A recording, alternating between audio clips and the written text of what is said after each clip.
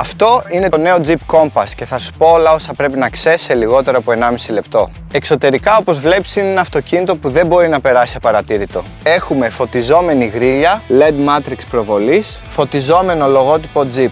Ζάντες αλουμινίου 20 ιντσών και απόσταση από το έδαφος 2-10 χιλιοστά για πιο off-road αποδόσεις. Τρεις επιλογές κινητήρα. Mild Hybrid με 145 άλογα και 942 χιλιόμετρα αυτονομία. Plug-in Hybrid σε 225 άλογα με 82 χιλιόμετρα σε αμιγώς ηλεκτρική λειτουργία. Και 4x4 αμιγώς ηλεκτρικό με 375 άλογα και 660 χιλιόμετρα αυτονομίας.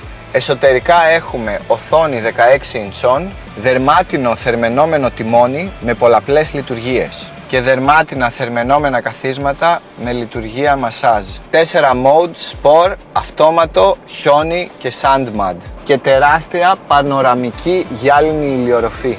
Κάμερες περιμετρικά του αυτοκινήτου. Χώρος αποσκευών 541 λίτρα. Οικογένεια, διακοπές, αγορές, χωράνε όλα άνετα. Έλα να το οδηγήσεις στην Κουματζιάς ΑΕ και φυσικά να το αποκτήσεις με 8 χρόνια εγγύηση και επιτόκιο μόνο 4,9%.